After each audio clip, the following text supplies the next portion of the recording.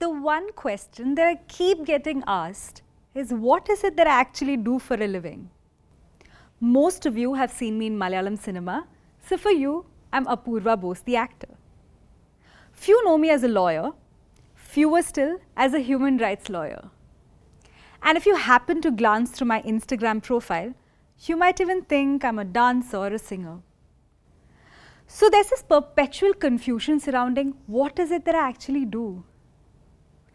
Even so, I have found myself struggling to answer this seemingly straightforward question. But there's one person who has questioned this aspect of my life way more than others. And that's me, myself. That's probably because I've never really been able to associate myself to just one single activity. It's always been a juggling act between all the different things that I'm extremely passionate about.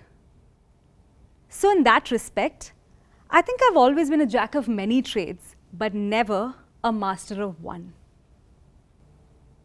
But to accept myself as a master of none has not been an overnight process. It has taken time. This journey has numerous highs and lows, and it continues to be a work in progress. So today, I'd like to share snippets of this journey of mine in the hopes that it resonates with at least some of you. So let's turn the clock back a notch. I grew up in a typical Indian household where my mother sent me for music and dance lessons even before I could walk or talk properly. My mother was a relentless taskmaster. So she actually sat for music lessons with me for a year until I hummed my very first note. My grandmother, or Ammuma as I fondly call her, still tells me stories of my endless sulking and crying before every lesson. Honestly, I just hated waking up at 4 in the morning for my dance lessons before school and then music lessons after. All I wanted to do was to just sit at home and play with my cousins and toys.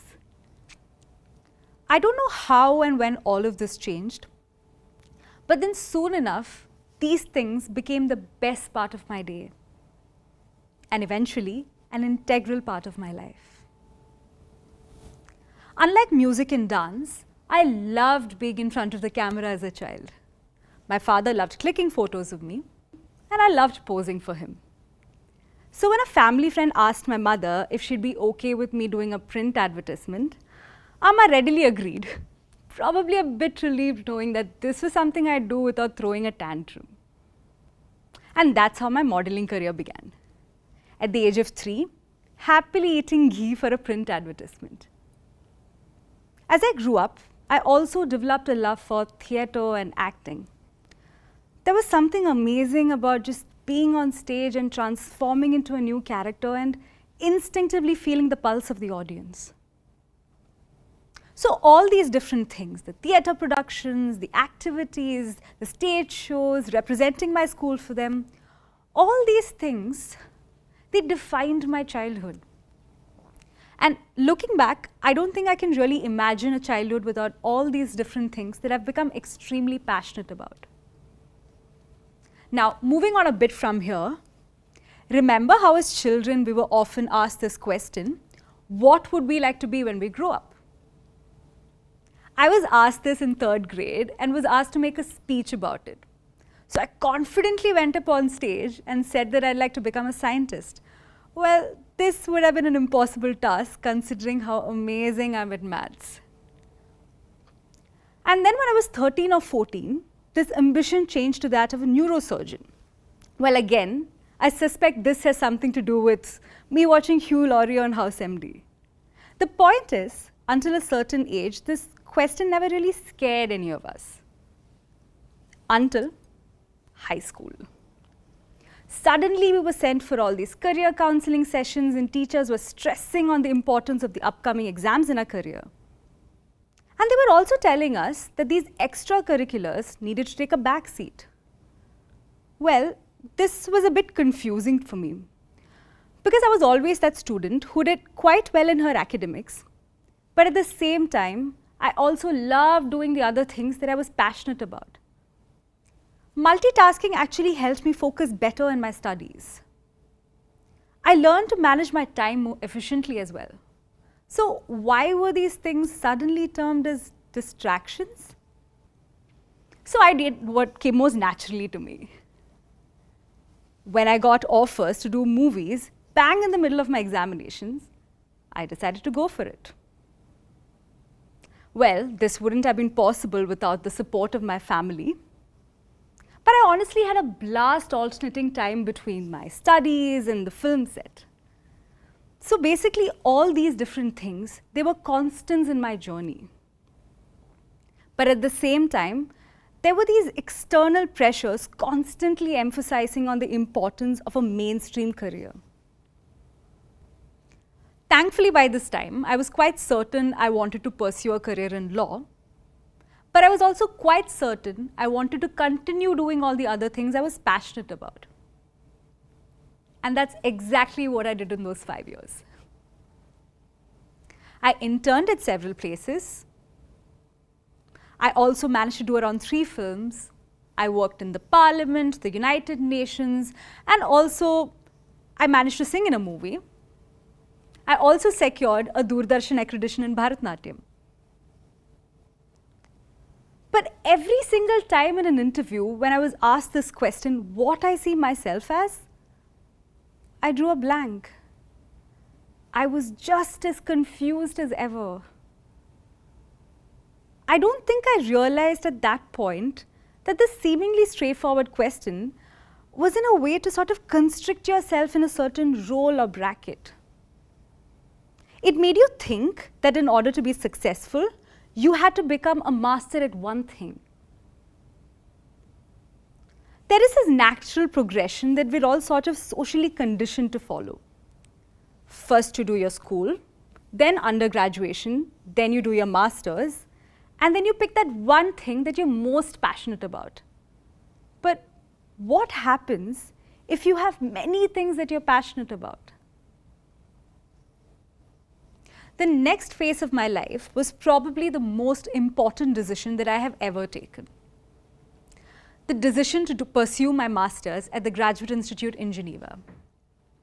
Well, this meant giving up the comforts of familiarity that are associated to Ammuma's Paramburi and hanging out with my cousins in Fort Kochi, and moving to a strange new place with new people, new food and new cultures. But most importantly, this meant giving up all the other things that I was passionate about, at least momentarily. So in one sweep, I moved from Cochin to one of the most cosmopolitan cities in the world. But Geneva became home way faster than I'd ever imagined. Well, I was exposed to different ideas and perspectives from people all across the world and received an excellent education from some of the most brilliant legal minds in the world at the Graduate Institute. I also developed a liking for human rights and gender issues, which continues to be my area of specialization in international law. But I think a large part of Geneva becoming home had to do with how I continued doing all the other things that I was extremely passionate about. I started choreographing dances for festivals, met a friend and started jamming and creating music with him, traveled to different parts of the world, and I also did multiple photo shoots. The last lap of my master's came under extraordinary circumstances when the whole world was under lockdown. For the first time in my life, I was not doing multiple things and there was no academic pressure. So in this vacuum, I convinced myself that my future was uncertain. Well, I started getting these momentary bouts of anxiety and I brushed this aside as something which was quite normal. Until the second half of 2020. I started waking up with a knot in my stomach and a lump in my throat. And this was usually accompanied by a feeling of despair. On some days, I'd wake up convinced that I had COVID and would check my temperature every few minutes. And on some other days, I'd wake up feeling extremely sensitive to sunlight and would stay under my blanket the whole day. To make matters worse, I also started compulsively Googling. What exactly was wrong with me? Was this all in my head? Or was I actually sick? To put the cherry on the cake, I woke up one day with an intense ringing noise in my left ear and a hissing noise in my right ear. I waited, Googled some remedies, but there was no respite. And then began my consultations with a slew of doctors in Geneva, and I was finally diagnosed with tinnitus.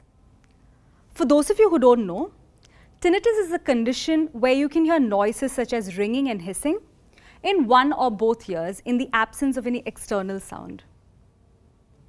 Well, I honestly had never heard of this before, but it's actually quite common. So what did I do?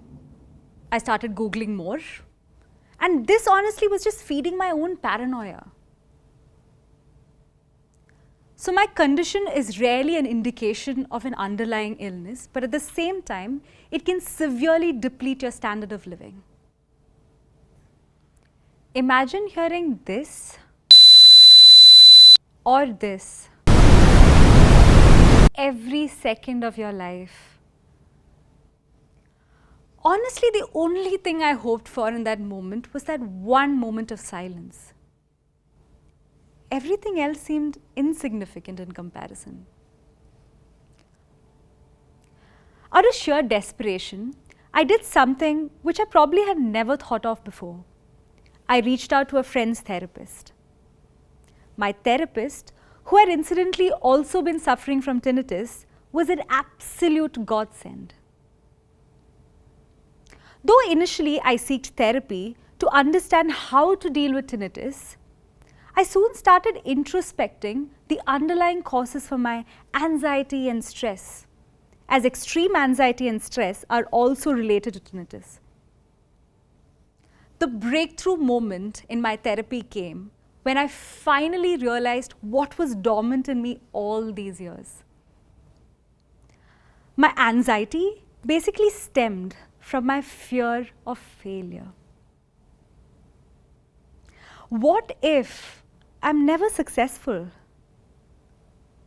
What if I never make it? All this while, I had my academics to focus on, and now that I was no longer a student, I felt confused and stranded. But there was another layer that was actually triggering this fear. And this brings me to the beginning of my talk. The fear of being master of none. Yes, I was Apoorva Bose, the actor, the dancer, the lawyer, and the singer. But what if I just remained Apoorva Bose, the actor, the lawyer, the dancer, and the singer, who was just merely average? Years of social conditioning had led me to believe that in order to become successful, I had to choose that one career path. So my knee-jerk reaction to this realization was to frantically start looking for new jobs, though I already had one. I started applying for PhD positions that I was barely even interested in. But most importantly, I stopped dancing and singing. Well, to become a successful human rights lawyer, I should focus on my career, right? In this period of time, I started despising Geneva, a place that I'd called home. All I wanted to do was to just go back to Cochin, be with my family and friends, my personal happy space. So when travel restrictions eased, I decided to go back to Cochin. A naive part of me actually believed that my tinnitus would just magically vanish the moment I reached Cochin. Well, that was just wishful thinking, as my tinnitus was just as stubborn as ever. But there was a silver lining. I started doing all the things that I was extremely passionate about. I started dancing again. I also started singing again, did a bunch of photo shoots, and even read multiple scripts. And that's when this realization hit me. My safe space had never been a physical place. It's been all these different things that I'm extremely passionate about. This is where I went when I was sad or happy or even confused. So if you're somebody who's a master at something, then you're there out of sheer determination and talent. And if that one thing defines you, well then hats off to you. But if you're somebody like me and still hasn't figured out what defines you in this perpetual rat race, well, take a step back. Broaden your horizons.